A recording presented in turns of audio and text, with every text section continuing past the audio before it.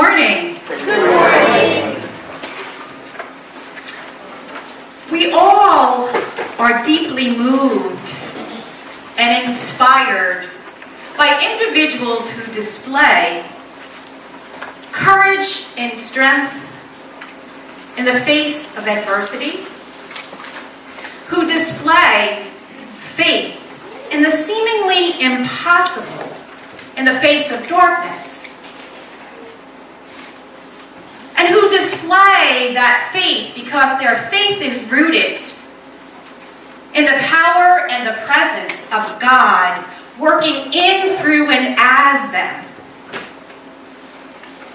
We are deeply inspired by individuals who display generosity of spirit and gratitude even in the face of heartache and illness.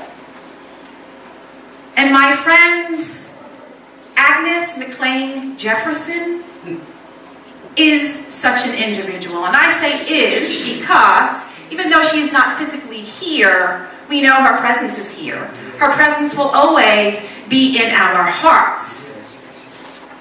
We just have to remember that beautiful smile that could light up a room.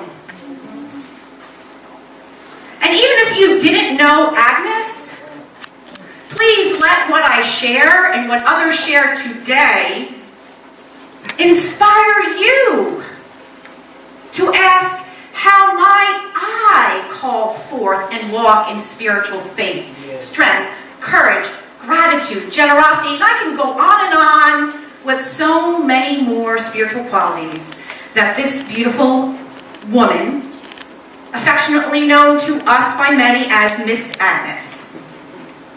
So I invite you into that. So strength is our spiritual power to endure, to persevere in the midst of the most challenging and oppressive circumstances, to stay the course. It is also the ability to remain steadfast, stable, because that stability, like a tree we see outside that is firmly rooted in the ground, and when the winds come and the storms blow, we may see a waving of some branches, but the roots are firm. And Agnes's roots were firm in her faith. And the power of strength is also having the courage and tenacity, not just to endure, to stay the course, but to overcome, to transcend, and do incredible things in the face of it. She displayed this over and over, and you're just going to get a window into this. And if you were at her service on Friday, you heard just a taste of that. She was born in 1928 in Florida, in the deep South.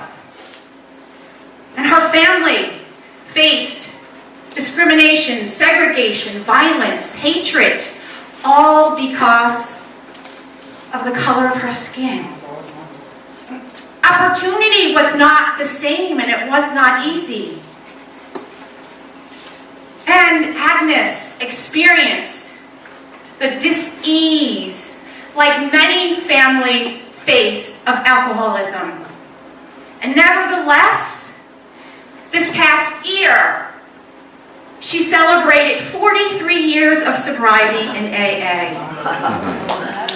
Yes, that's applause.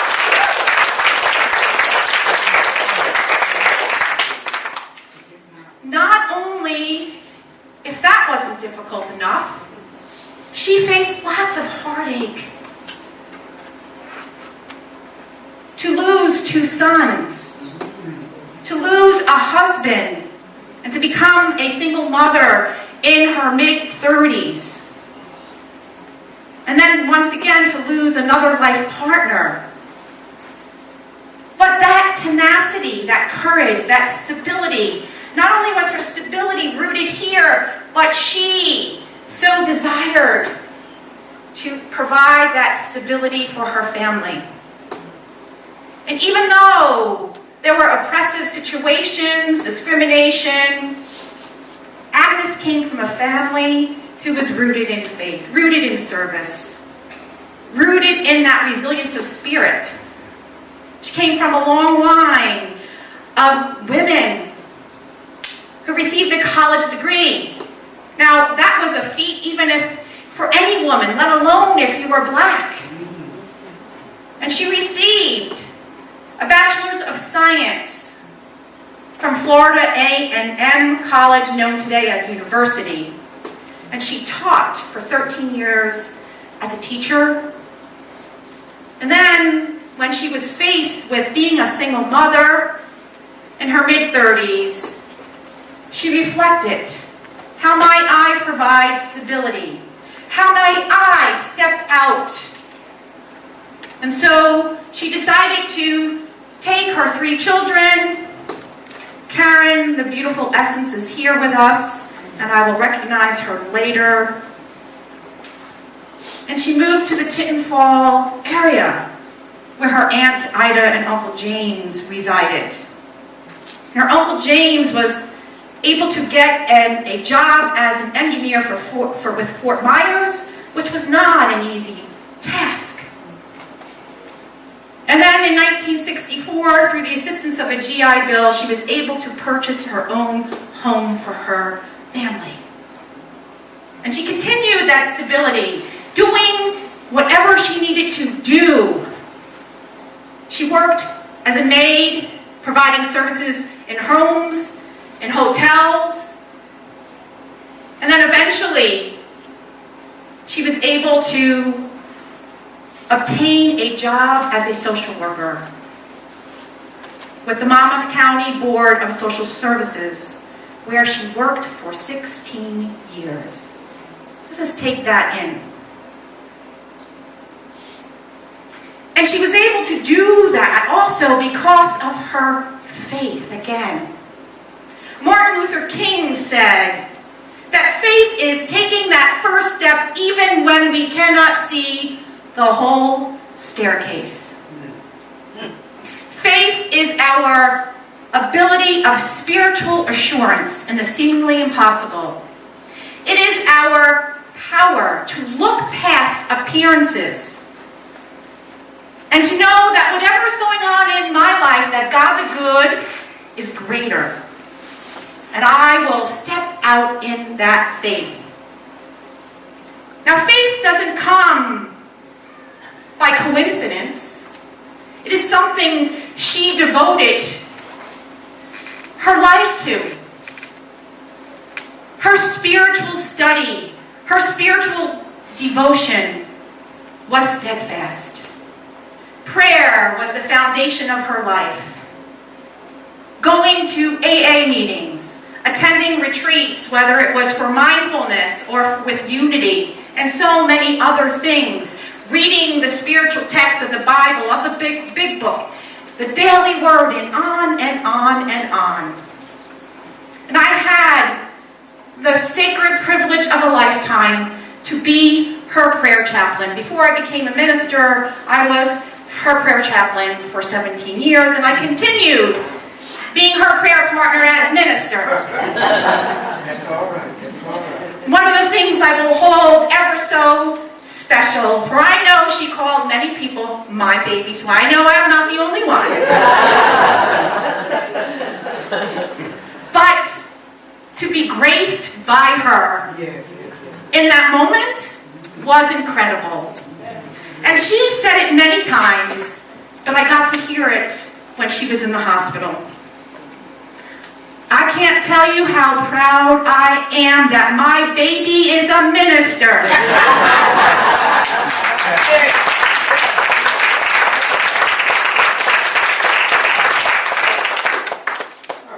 And I will hold that forever and ever.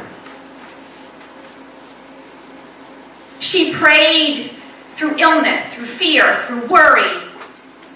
She prayed and rejoiced in gratitude.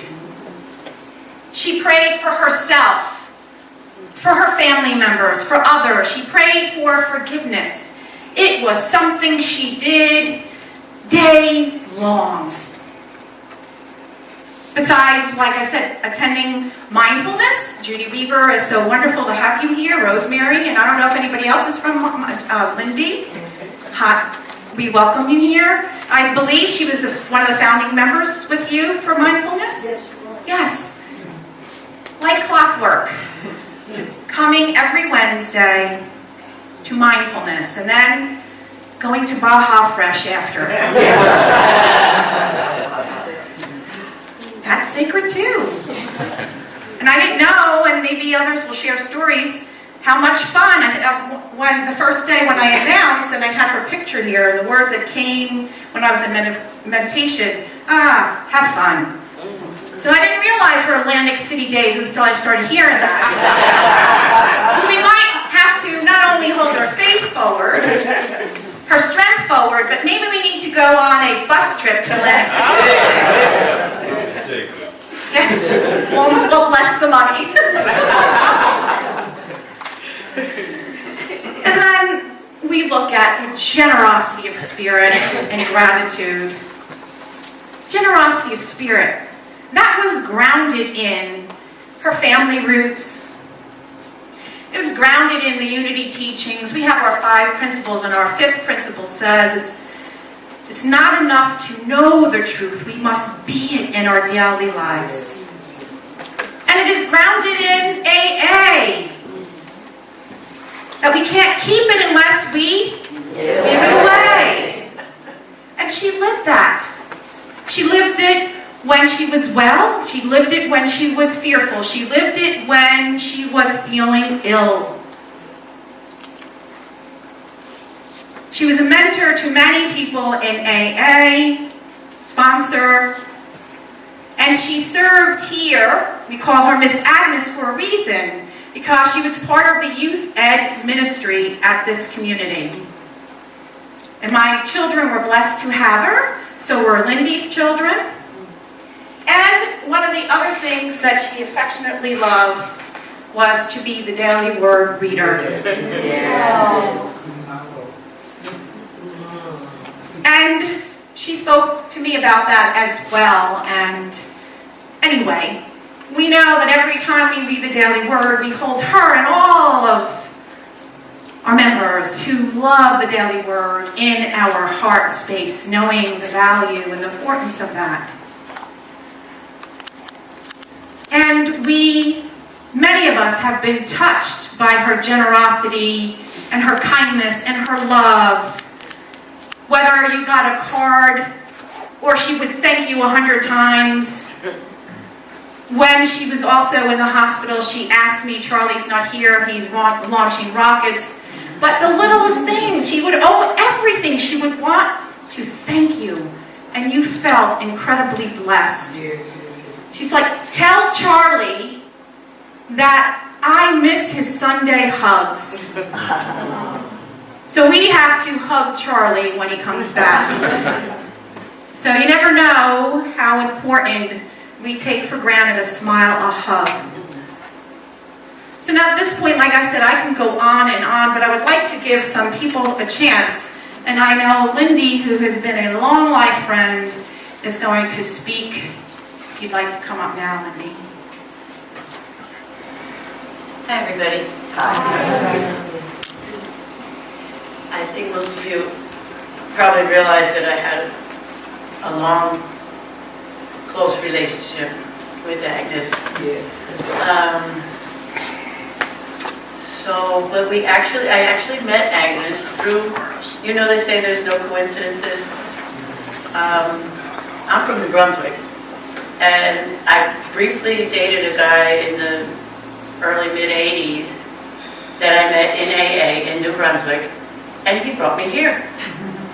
He brought me here to Unity, which he was attending at the time, and he introduced me to Agnes, and then he kind of wasn't in my life anymore. But little did I know, my sponsor and best friend of 35 years and my church home would be here. I had no clue at the time, but that's just how how things happen. And as if to how Agnes was, said he wasn't really in my life anymore, but they didn't lose touch. His daughter was at the service Friday. Karen found her and let her know, and she came. Because that's just how she touched people. My kids look at all the photos and the wishes, and they said, wow, I guess we weren't the only ones that called her nanny. No, Kevin, not at all. They actually thought she was their grandmother until, you know, they got old enough to figure out that grandmother has to be one of your parents. And I owe her everything. I met her at a time in my life. I was newly sober, and my first sponsor had gone into a deep depression and was not answering the door, even when I went over there. And it was that unconditional love that pulled me in, that unconditional love that I felt immediately, and through which I was able to experience all her other qualities, and she was my role model and my mentor over the years. She took me from a still very unmanageable and barely not wet drunk, let's just say dry drunk, of a wreck, to a woman of worth and dignity.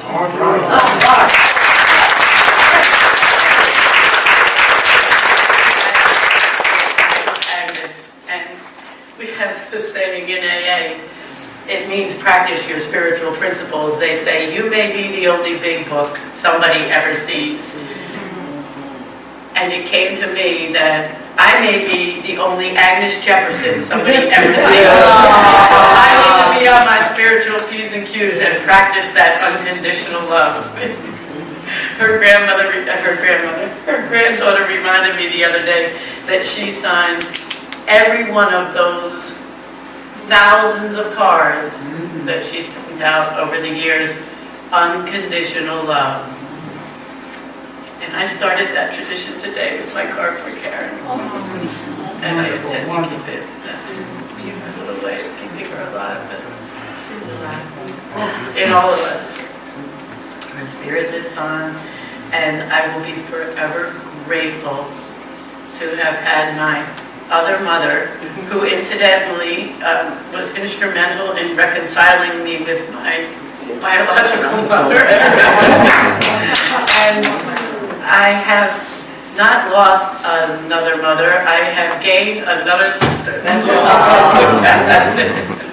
And I would like to... Yeah, sure. I think Steve wrote a poem. Miss Agnes, you make me smile, knowing all the while that your smile was contagious and always amazing. I wish there were more like you. I know I'm better off for knowing you. You shined your light no matter what was happening. Wisdom was yours to give, given freely, without hesitation. Your spirit soared as you lifted everyone around you. I'll see your smile, feel your presence, when something reminds me of you. I'll remember your smile. Your smile was contagious and always amazing.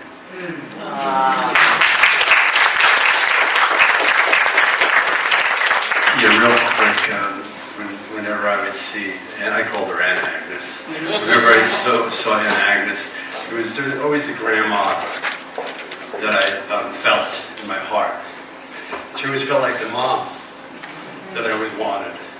And she was never above me to be the sister that I always wanted. And that was the best part for me of Aunt Agnes.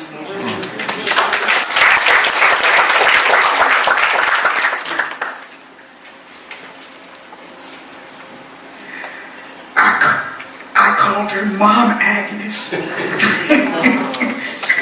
because she was like a mother to me.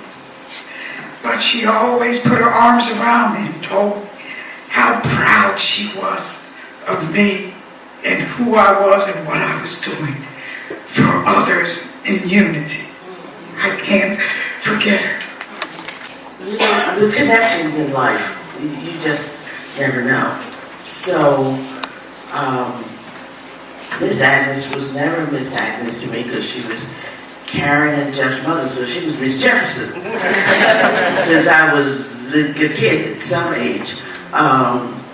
But you know, you see your classmates' parents in one way, and if you were blessed as I have been to grow old enough to see Jean and Miss Jefferson and Miss Hudson, who's not here, in another light, because I went to school with all their children, and now here they are in my lives, in my life, in this spiritual moment. It's a beautiful thing, and I just, you know, I will miss hearing, "Hi, baby."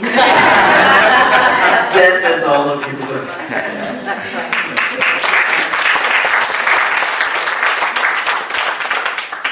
I just want to say one thing.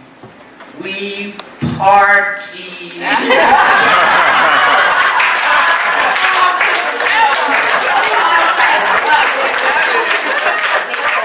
You corrupted her, I know.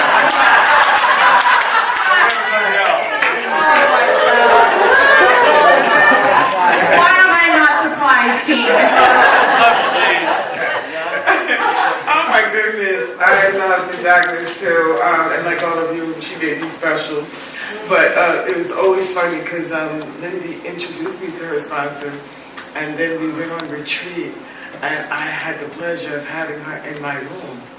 And Lindy kept coming back, like checking if she was okay. I was like, she's fine. We good. And I just, you know, kind of adopted her sponsor from her. And absolutely in love with her. But not like a grandmother or an auntie, but like a sister. Like a big sister who kind of knew stuff that you didn't know and would tell you things in advance, you know. And I'm a kind of, you know, dramatic, and Miss Agnes is very peaceful. So I'd be telling her the story in some dramatic way or whatever. And she'd be like, you said, okay. Very calm, and then she'd share an experience very similar to what I said in a calm way.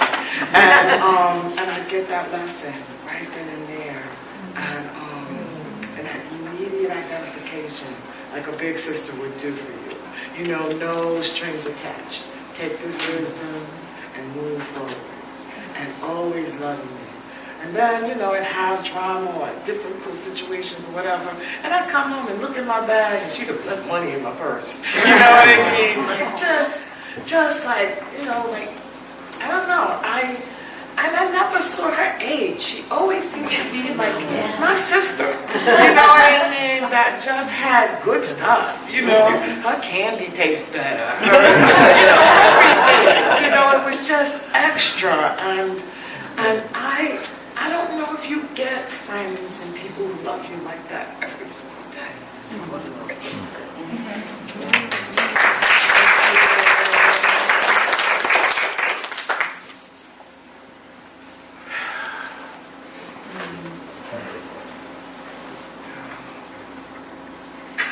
That was my nanny. She was everything to me. So just listening to all y'all stories, and you think that you're the only one. I swore I was the only one.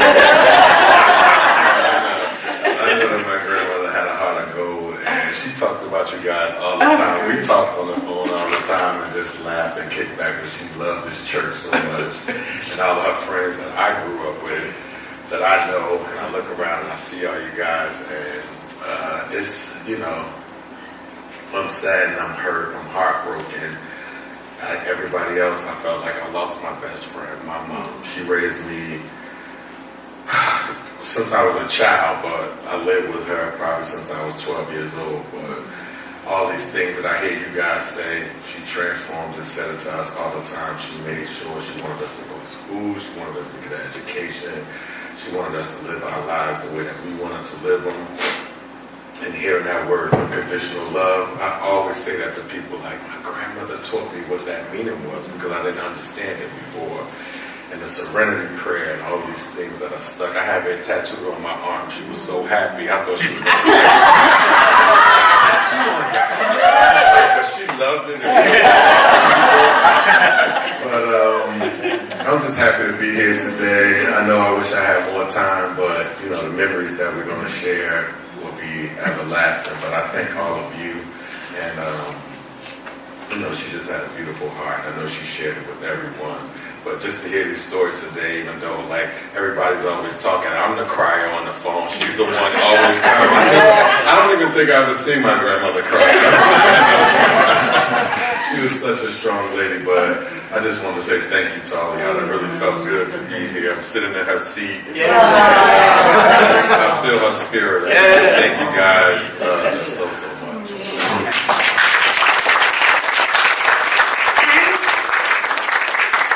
When you were with her in the hospital room, there was nobody but you.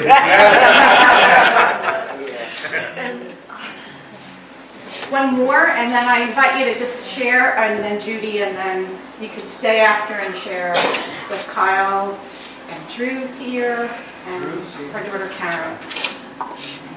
I met Agnes over 25 years ago, and I was homeless, living in the Fountains Motel, and I was told in Redback I wasn't entitled to anything.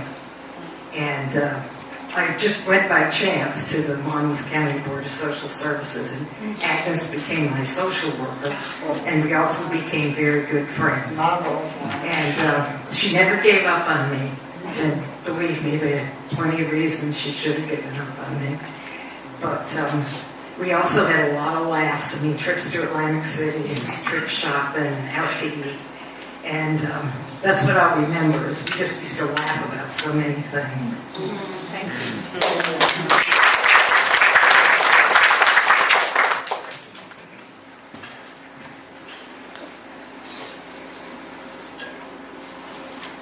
Sometimes I just feel, in thinking about Agnes, and I'm feeling it now, that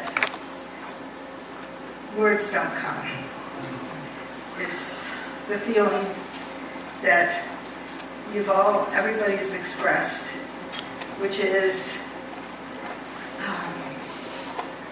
her love was always there, and she didn't have to say anything. You could just be with her, and you would know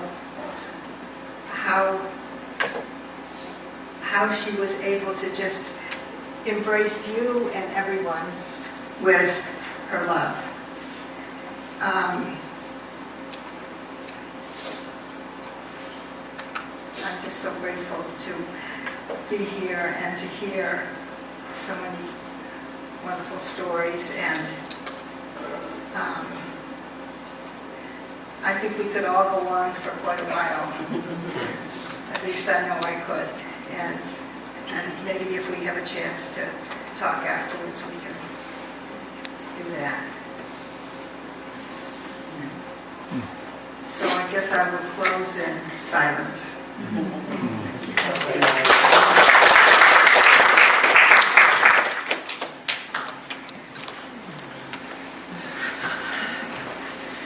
And inside your bulletin this is what I would like to close with. This morning, it's the caregiver. And not only can we think about that as Agnes, but I would like to dedicate this to her daughter Karen, who was by her side 24/7, and her and Kyle. And please raise your hand if you have ever been or are a caregiver. This is also for you as well. So let us read this together. It's the pink insert. Two words that come together when you speak of someone dear. It is that special person, if you call, they're always near. You'll see that in a caregiver, love comes from in their heart. With loving hands and guidance, they help each other new day start. Caring for the fragile soul, giving day to day, they meet the needs of loved ones, spreading love along the way. A gentle touch, a helping hand, a glow that makes you smile. Always near to comfort and go that extra mile. They want no fame or glory, and it puts their mind at ease to know they've helped a loved one deal with the suffering brought on by disease. So show a little kindness to caregivers across this land. You may be the one someday who needs a helping hand. With peace and understanding throughout the ends of time, there's someone who will care for you and make your spirit shine. And many of you here already know this, how proud she was of every family member, her grandchildren, her great-grandchildren, and you, Karen, and we all celebrated when you received that award. Karen worked for the Obama administration as an archivist, and Agnes got to go to DC with you, did she not? Yes. Not that long ago. So these are just a token of love and flowers that she loves, so I give them to you, from my heart to you.